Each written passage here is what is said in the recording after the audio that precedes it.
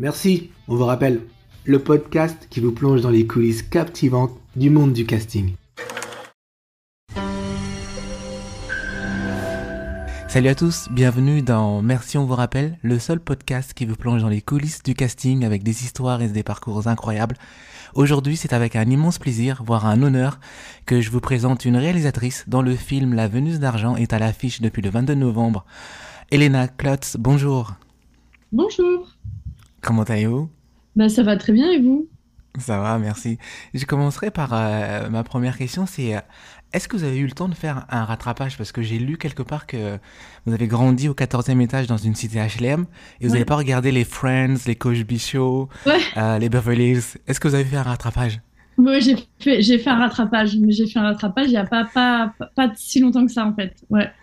C'est génial. Donc vous avez découvert un peu toutes ces références avec lesquelles on a grandi ? Exactement. Cool. Alors, ma question, c'est en préparant l'émission, j'ai vu que vous travaillez beaucoup en famille. Ça veut dire que pour l'âge atomique, vous avez travaillé avec votre mère. Il y a Irina qui travaille dans la Vénus d'argent. Ouais. Alors, est-ce que ça serait le secret de votre succès, ça, en fait, de travailler en famille ?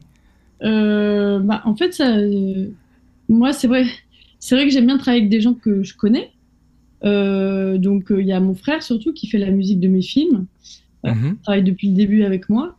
Il y a sa copine qui fait les affiches aussi. Il y a mon copain qui a fait les décors d'un court-métrage et de la Vénus d'argent. Il y a ma fille Irina qui joue dedans. En fait, c'est simplement que comment dire, je ne sais pas comment vous dire, j'ai des affinités avec ces personnes-là et surtout, je leur fais vraiment confiance.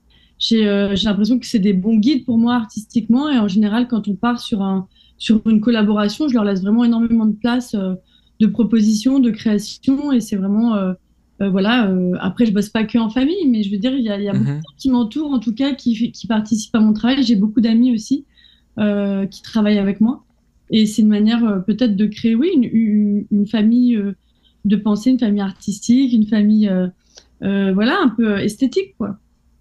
Oui, parce que j'ai vu ça se ressent, ça se voit dans votre travail en tout cas. D'accord, ok.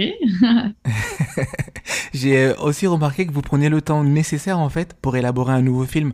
Par exemple, L'âge atomique est sorti en 2012, vous avez travaillé avec Neil Schneider. Ensuite, vous avez pris votre temps pour faire, avant ça, il y avait Le léopard ne se déplace jamais sans ses taches en 2004. Ouais. Qu'est-ce que vous faites entre ces pauses créatives en fait ? Alors, ce que je fais, c'est vrai que jusqu'à maintenant, moi, j'ai beaucoup travaillé pour les autres. J'ai fait beaucoup de casting. J'ai fait de la direction artistique, j'ai collaboré au scénario. Donc c'est vrai que ce truc familial que je peux avoir dans mon rapport au travail pour moi, je l'ai aussi avec les gens avec qui je travaille. C'est-à-dire que j'aime bien travailler pour d'autres. C'est pas quelque chose qui m'ennuie d'avoir un autre poste que réalisatrice sur des projets. Au contraire, j'apprends beaucoup. Avant, il y avait beaucoup ce métier de l'assistanat. Je veux dire, avant, il y avait moins d'écoles de cinéma et on apprenait le cinéma en travaillant sur d'autres projets. Et c'est vrai que moi, ça a plutôt été mon école, en fait. J'ai plutôt travaillé sur d'autres projets. Donc, entre deux projets, je gagne ma vie en faisant ça. Et je gagne aussi une forme d'expérience, une forme de, comment on appelle ça ça me permet de me nourrir, en fait, de me nourrir.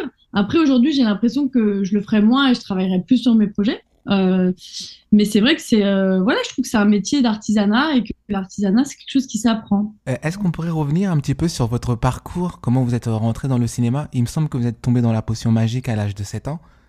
Oui, voilà. Pourquoi à l'âge de 7 ans précisément ? À l'âge de 7 ans, parce que c'est là que vous avez été voir le premier film de votre papa. Vous étiez sur le tournage de... Comment ça s'appelle ? La nuit à Bengali ? La nuit Bengali, ouais. Donc j'ai eu l'impression que c'était là le déclic. C'est vrai que moi, mon père et mes parents font des films, donc après c'était des films très engagés, donc on n'a jamais vécu dans la starification du cinéma ou dans le luxe du cinéma, mais plutôt dans l'engagement du cinéma. Et d'où la cité HLM de Chaville, où j'ai grandi, au 14e justement, dont on parlait tout à l'heure. Oui. Et aussi d'où les sujets de films que mes parents ont traités. Après, c'est vrai que j'ai très vite pu avoir accès à des plateaux de cinéma. Et du coup, j'ai l'impression que j'ai aimé faire des films parce que j'ai d'abord vu la pratique de ce métier-là. C'est en voyant en voyant mes parents faire des films, en voyant les plateaux, en voyant le décalage entre la prise filmée et la prise dans le film, cette espèce de magie en fait qui s'est créée et que j'ai vu très tôt se créer avec le cinéma. m'a vraiment permis de voir ce truc de prestidigitation du cinéma. Comment d'un coup, on filme une scène, et puis la scène dans le montage du film est réaugmentée par un sentiment voilà, presque magique ou différent de la prise qui paraît presque fausse sur un plateau, quoi. Et quand elle est prise dans le film, dans le mouvement du film, d'un coup, il se passe un truc voilà, qui m'a donné envie de faire des films. Bon, après, il y a un exemple plus précis, mais je l'ai déjà expliqué, donc j'avais... Voilà. Oui, mais nos auditeurs ne nous connaissent pas. Est-ce que vous pourrez l'expliquer pour nous? En fait, il se trouve que c'est vrai que le premier film que mon père a fait, en tout cas dans lequel moi j'ai pu voir quelque chose, c'était en Inde. Donc, il est parti vivre à Calcutta pendant 1 an. Et il a tourné dans vraiment des studios de cinéma. Donc, autant vous dire qu'à 7 ans, quand on débarque déjà dans ce pays qui est complètement fou, qui est un pays qui est aux antipodes de comment nous on est élevés, du coup, en fait, moi, j'avais vraiment l'impression de vivre dans comment dire, un monde magique, je vous le dis vraiment, c'est tellement fort, tellement puissant, ça m'a marqué à vie, quoi, Calcutta.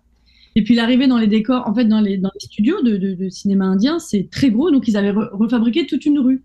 Donc on rentre par une porte normale, mais on redécouvre une rue à l'intérieur d'un studio. Et ça, pour une petite fille, c'est pareil, c'est assez fou de se dire, mais comment ils ont réussi à refaire une vraie rue? Et puis on passe derrière le décor et on voit que tout est faux, quoi. On voit que derrière, en fait, il y a des châssis, il y a des poutres, il y a du bois, voilà, il n'y a plus rien derrière. Et c'est vrai que déjà ce truc-là m'avait marqué.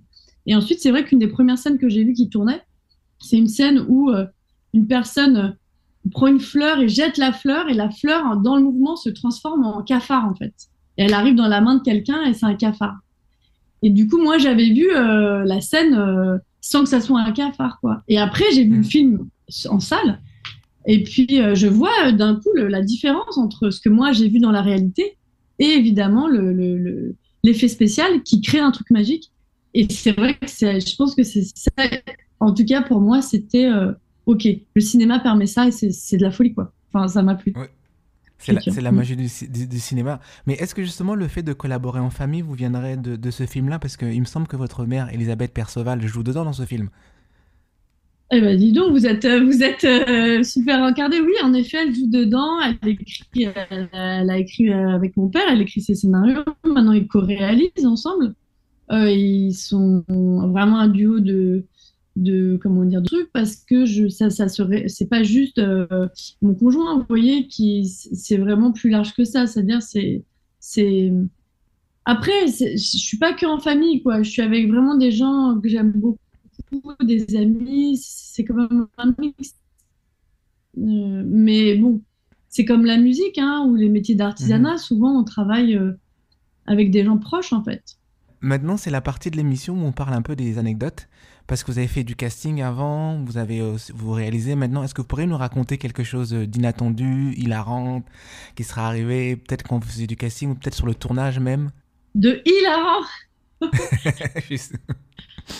D'accord, bah du coup, je peux vous raconter la première fois, parce que moi, j'ai fait du casting, c'était mon métier.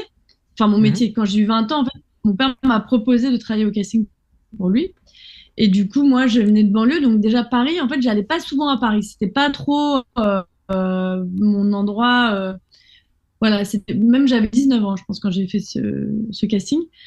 Et il me dit, il faut que tu trouves un jeune homme de 18 ans, 19 ans. Bon, bref, c'était le personnage principal de Paria. Et j'étais avec un copain de la fac parce que j'avais peur de faire du casting, d'aller aborder, parce qu'il me dit, je veux des noms professionnels. Donc, du coup, moi, j'allais aborder les gens dans la rue. Et donc, je commence à faire je vais à Gare du Nord. Je me dis, bah là, c'est un jeune qui était plutôt en difficulté, en galère. Je me dis, bon, bah voilà, Gare du Nord, je pourrais peut-être trouver. Et j'arrive à Gare du Nord et je vois un jeune garçon qui descend des sapins, quoi, des sapins, parce que c'était presque Noël, donc il mettait des sapins. Et je me dis, putain, c'est lui, c'est carrément la tête du personnage. Et je dis à mon pote, merde, qu'est-ce que je fais? Il me dit, mais vas-y, va le voir. Je dis, mais c'est hyper gênant, je vais le voir. Bref, je vais voir le mec, je lui dis, écoute, je fais partie, voilà, je travaille sur un casting, est-ce que ça t'intéresserait de passer le casting? Donc, vous imaginez bien que le mec, il se dit, mais enfin, elle est folle, quoi. Parce qu'à l'époque, ça se faisait moins. Il n'y avait pas encore les téléphones portables, on filmait moins, enfin. Et bref, je lui dis, bah, je te laisse mon numéro, et puis si ça t'intéresse, tu me rappelles. Et puis je repars, et puis je me dis, mais en fait, le mec, il a vraiment une gueule de dingue. Si je prends pas, moi, son numéro, il va jamais me rappeler, quoi. Et mon pote me dit, mais vas-y. Du coup, je retourne le voir, et donc le gars devait penser que je je vais draguer, quoi. Je lui dis, Mhm. excuse-moi, mais est-ce que je peux prendre ton numéro? Comme ça, moi, je t'appelle, enfin, on sait jamais et tout. Je finis par me donner le numéro, puis je rentre à la production après, puis je vois mon père et son producteur, et je lui dis, ah, mais j'ai fait le casting aujourd'hui, mais le premier mec que j'ai vu ce matin, je suis sûre que c'est lui le personnage principal. Et tout le monde me dit, mais non, arrête, ça se passe pas comme ça, on croit tous les jours qu'on trouve. Et il se trouve que donc, du coup, le casting, ils voient le mec, ils se disent, ouais, il est pas mal. Et puis on fait 4 mois de casting derrière. Et en fait, c'est lui qui a eu le rôle. Il y a personne. Donc, le premier jour, je l'ai trouvé le premier jour. C'est quand même fou, quoi. Waouh. Donc en casting sauvage, vous avez déjà eu l'œil, ce déclic, ce En quelque chose casting en fait. sauvage, premier casting sauvage, première personne. Et c'est lui qui a eu le rôle, quoi. Ouais. Et comment il s'appelle ce mec alors? Il s'appelle Cyril Trollet. Il a un petit peu joué après. Et puis maintenant, il habite en Normandie. Et je crois qu'il a arrêté. Mais il a fait quelques films ensuite. Oh, génial, Voilà. ça c'est vraiment une belle anecdote. Merci beaucoup pour Ouais. celle-là. J'aimerais maintenant revenir un peu sur votre film.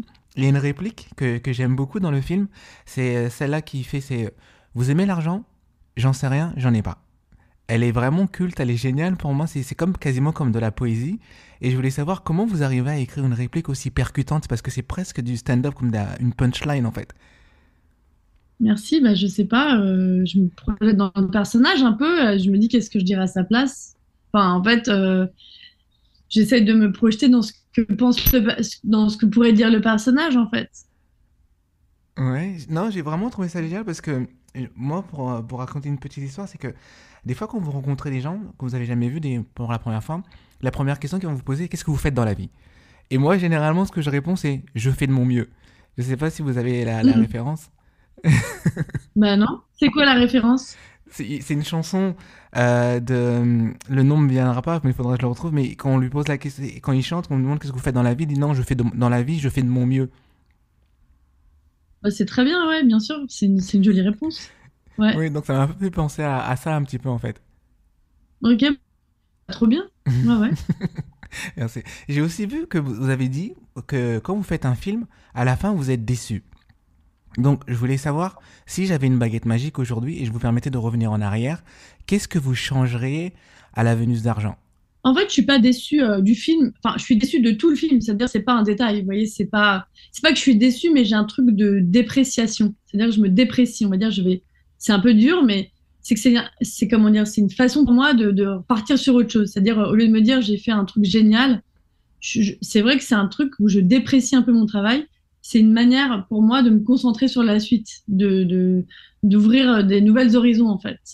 Donc, c'est pas, il n'y a pas une scène, vous voyez, c'est pas sur une scène. Et là, en vous en parlant, c'est un film que j'aime beaucoup et que je pense que j'ai fait au maximum de ce que je pouvais faire. Quand je l'ai fait, chaque plan, Mhm. chaque prise, chaque choix, chaque dialogue, chaque choix de costume, chaque choix de musique est totalement affirmé et aimé de ma part.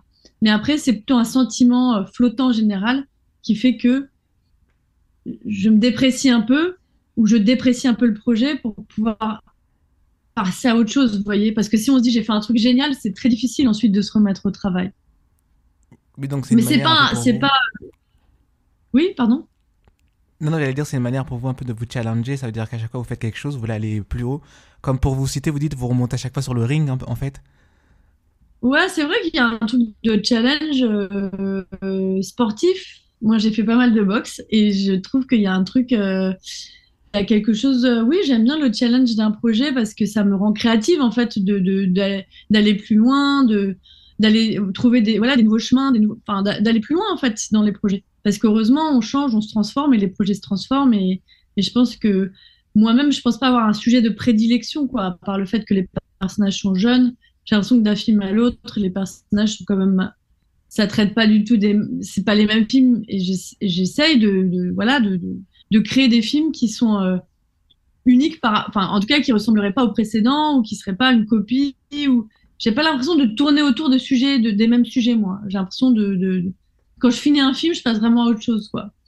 D'accord, c'est super.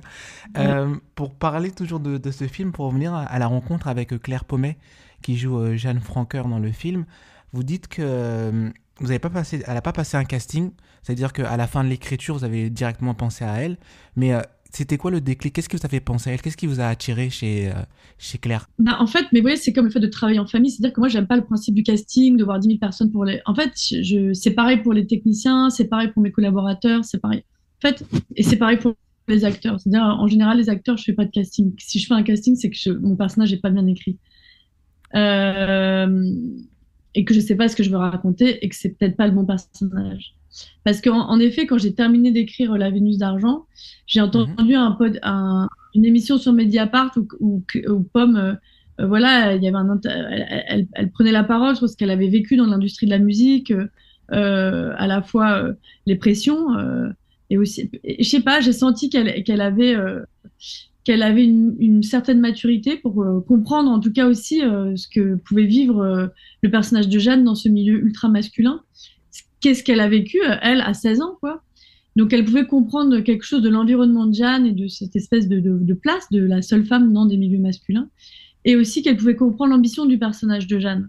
Parce qu'il fallait que ça soit quelqu'un qui comprenne cette espèce de détermination du personnage. Et Claire me semblait, en tout cas dans cette interview, je l'ai vraiment adorée, quoi. Puis j'ai aimé sa voix, j'ai aimé beaucoup de choses à ce moment-là. Donc c'est vrai que je me suis dit, tiens, c'est d'abord sa voix en plus, parce que je la regardais, mais j'entendais le truc, quoi. Et puis et d'un coup, je vois son visage, sa voix, ce qu'elle raconte, et je me dis, mais c'est vraiment Enfin, je me suis pas dit c'est le personnage, je me suis dit, elle va comprendre mon personnage, ce qui est un peu différent. Et une fois de plus, j'ai envie de dire, vous vous êtes pas trompé, comme si je fais la parallèle avec l'anecdote.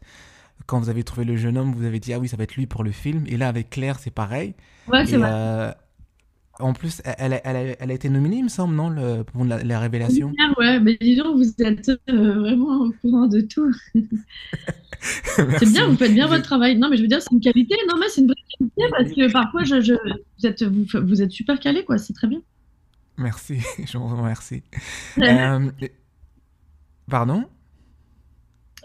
Si oui, oui, bah si. Non, mais j'ai un truc assez instinctif. C'est vrai que j'ai un rapport à l'intuition et à l'instinct qui est assez. Je fais assez confiance. C'est aussi une manière. Enfin, cet élan-là que j'ai, je l'écoute beaucoup. À la fois, je peux douter, hein, ça m'empêche pas de douter. Mais Mhm. parfois, sur les rencontres ou les trucs comme ça, j'avoue que c'est assez intuitif. Les acteurs, en tout cas, c'est assez intuitif. C'est comme Fianso. J'avoue, je l'avais vu la série de Rebecca Zotowski, Les Sauvages, et je Mhm. l'ai trouvé tout de suite bien. Et c'est-à-dire, j'ai même pas fait d'essai, je savais qui serait le personnage. Et Oh, pourtant, il est différent dans le film, dans La Vénus mhm. d'argent ou dans Les Sauvages, mais pour autant, je me suis dit, c'est lui, Fares, quoi. Il y a pas de doute, il saura très bien le faire, quoi. Et en fait, je le trouve vraiment magnifique dans le Ouais, personnage. vous avez répondu c'était ma prochaine question. J'allais vous demander, en fait, justement, Ah, ok. concernant Sofiane Zermani, s'il avait passé un casting, parce que dans le film, il a un peu ce look à la Patrick Batman dans American Psycho. Et je me suis dit, est-ce que lui aussi, c'est un film de Mary Aaron? Et je me suis dit, est-ce que lui aussi, comme Christian Bale à l'époque, a-t-il passé un casting avec vous ou pas? Alors, il a Mais vous pas avez... assez de casting, c'est que je lui ai envoyé, avant le tournage, je lui ai dit, toi, tu es ce mec. Et je lui ai envoyé la tête de Christian Bale. Enfin, je lui ai dit physiquement, pas mentalement, mais je veux dire physiquement, je lui ai dit, je veux qu'on soit une espèce de, comment dire, de répliquant de Christian Bale, en fait. Donc, du coup, c'était vraiment la référence de Sofiane. Là, on arrive dans la partie, vous parlez un peu de votre actualité, votre promo. Pouvez-vous nous parler un peu en détail de La Vénus d'Argent qui est au cinéma en ce moment? Alors là, c'est un peu la fin, parce que vous voyez, il est sorti le 22 novembre, donc là, on arrive un peu au bout.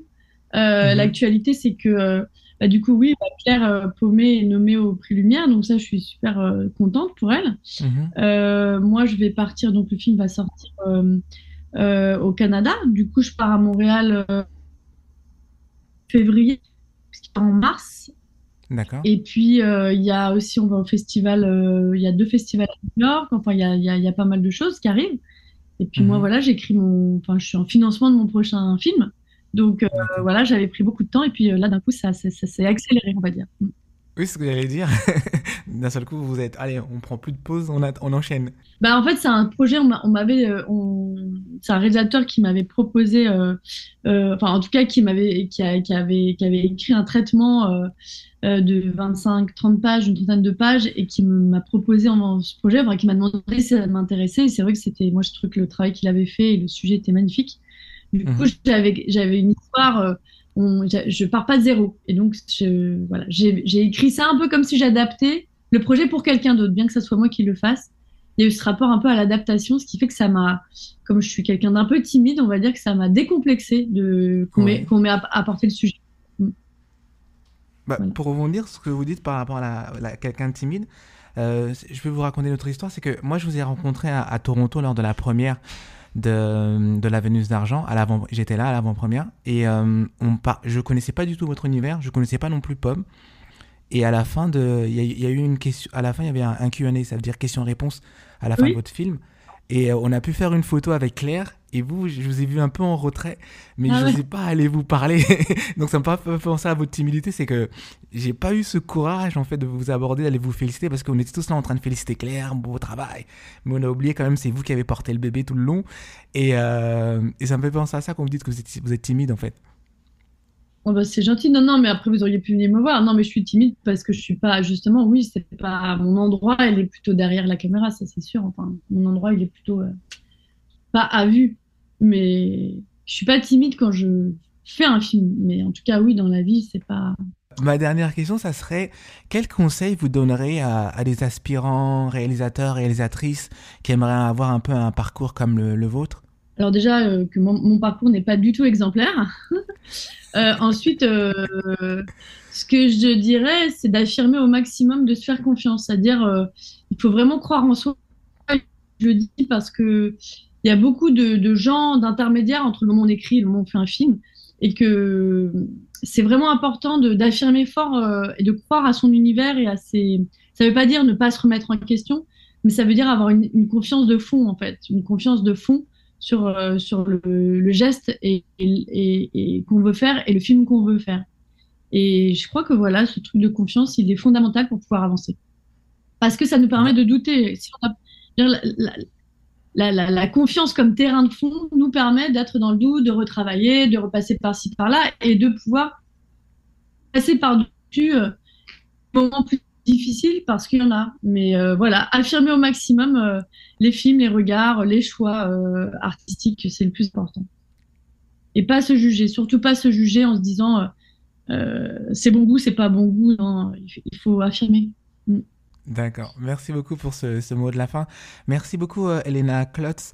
Je vous dis merci, on vous rappelle?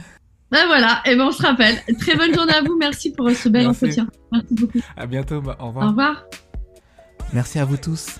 Vous êtes de plus en plus nombreux à nous suivre. Merci de suivre Merci, on vous rappelle, ça fait très plaisir. Merci à DJ Hit Combo à la réalisation et pour la force qu'il nous donne. Merci de vous abonner à nos réseaux sociaux, sur YouTube, Instagram et TikTok. Laissez-nous des messages, des commentaires, dites-nous ce que vous pensez de l'émission, on vous répondra. On se retrouve tous les dimanches pour un nouvel interview.